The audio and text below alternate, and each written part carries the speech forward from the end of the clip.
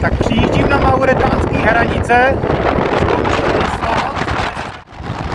Tady je takhle krásný počasí. Naprostá písečná bouře. Viditelnost 100 metrů. Fíčák jak kráva. Zaplatil jsem za to 80 € dohromady. Tak jsem v Nouad Hibou. Tam jsem našel tady tenhle kemping, kde má zároveň i nějaké místnosti. Ale vypadá to tady celkem sympaticky. Nemám ale vůbec vyměněný peníze, nemám prostě koupenou SIM kartu, takže jsem tady hladem. Zatím teda nevím ceny, protože pán se odběh pomodlit zrovna, takže já počkám. Uvidím, s čím přijde, s jakou přijde cenou. Už na mě zkoušel výměnu peněz podstatně pod cenou, takže to nebude úplně dobrák od kostí, ale tak uvidíme, třeba se nějak jako domluvíme. No, s pánem jsme se nakonec nedohodli, byl to arrogantní dement, s kterým se prostě nedalo vůbec mluvit. A tak jsem si tady zakempoval u stěny majáku. Nevím, jestli to uvidíte, asi bez šance.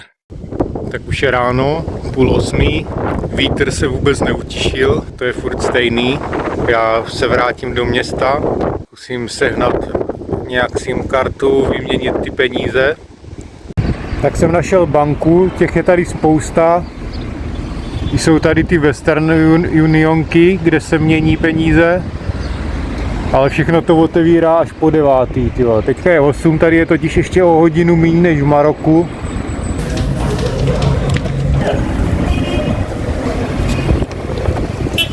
How much giga? 6 go.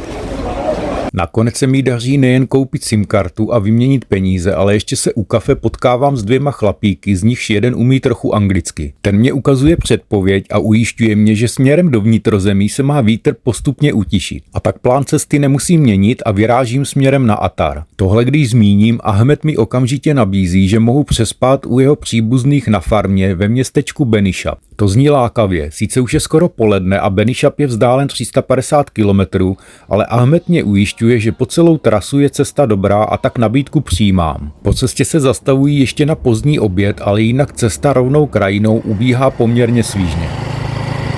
V podvečer přijíždím na smluvené místo v Benishabu, čímž se stala nefunkční čerpačka. Tady tankuje akorát ocel. Vysmátý Ahmedův synovec pro mě přijel na koni a tak si zbylé 2 kilometry hlubokým pískem k jeho farmě užíval podstatně víc než já. No, ale mám tady takový vejváček, ve kterým můžu být, ale asi si postavím stan, protože je v tom vedro úplně jako ve výhní. Ale jako samozřejmě jsem rád a jsem vděčný za to, že mě tady místní vzali k sobě. Tady mají kluci takový obrovský vak jako zásobárnu vody, protože tady cokoliv vypěstovat znamená obrovské množství vody, protože se to všechno pěstuje tady jako na tom. Jo. To jako není úplně nejúrodnější půda, přesto se jim daří tady vypěstovat spoustu věcí. No, pěstujou tu i citrony, tamhle jsou ty banánové palmy, zatím datlová, na zemi nějaká mrkev, rajčata, petržel. Tady mě ukazoval mrkev, podle mě natrhal mrkev. To je mrkvíčka. Takže mají to těžký, no, tady fakt. Taky jsem jim dával do ruky překladač, ať si můžeme jako něco říct, protože oni teda ani slovo anglicky a já jsem zjistil, že kluci neumí ani psát a číst. Ti tady prostě žijou jenom z toho, co si vypěstují a hotovo 20. Ale co mám v umývadle?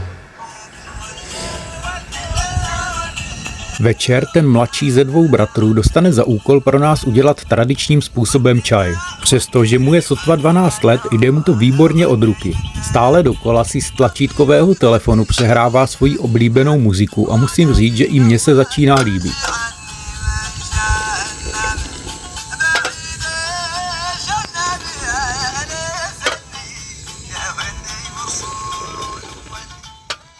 Tak už je ráno, je nějak po 6, já už jsem pobalený. Kluci mě tady večer nakonec nechali samotnýho a šli spát domů do vesnice.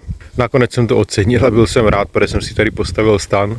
Oni mě tady sice připravili takovýhle spaní, ale já když jsem viděl, jak se tady večer začala to země jenom hemžit, tak jsem byl rád, že šli pryč. Oni by se mě zase smáli totiž, ne, že bych si tady nemohl postavit stan, ale oni se všemu smějí. Tak jdu na to, jdu se brodit tady to úrodnou půdou. Tak už je to za mnou, už jsem se tady propracoval na silnici, takže už jsem vysvobozen prozatím a můžu pokračovat. Někde sehnat něco k jídlu.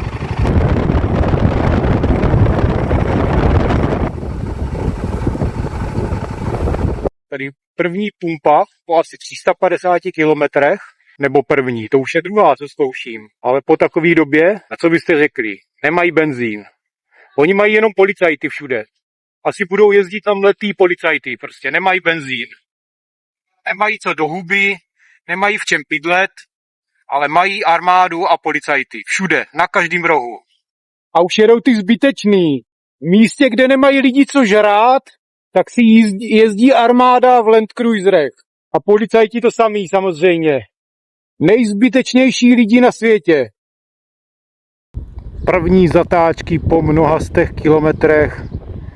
Málem jsem to nezvládl a musím to oslavit. Už se blížím do města Atar. Doufám, že tam natankuju, protože v tom městě Akdžouč, tak to byla teda taková bída, tam měli snad 6 pump a v ani jedný neměli benzín, jenom naftu všude. Takže nakonec mě dali nějaký pánové tam z garáže, který si kšeftovali, ale vzal jsem od nich jenom 10 litrů, že víc mě nechtěli dát, že už taky jim dochází. Takže já budu rád, že dojedu do toho Ataru a tam už by mělo být zase všechno v pohodě. Jediná pumpa v celém Ataru, kde mají benzín. To už se ve mně krve nedořezal normálně. Ale jinak je město Atar na místní poměry docela dobré. Dá se tu sehnat takřka vše z těch nejnutnějších věcí. Od polotovarů až po hotové výrobky. Ale na to, co je vyobrazené na reklamách u místních obchůdků, na to zapomeňte. To je jen takový místní folklor. Většinou jde opravdu jen o základní věci a v restauraci si můžete vybrat tak maximálně ze 2 jídel, které rozhodně nebudou vypadat tak jako na obrázku.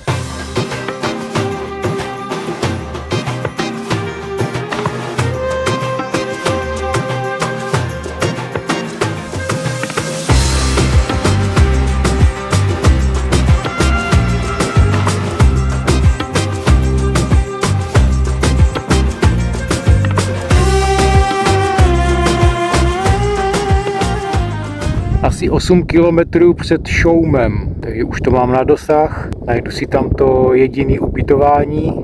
Tak jsem přijel před Šoum Auberge a oni nemůžou najít ani klíče k tomu, aby otevřeli bránu.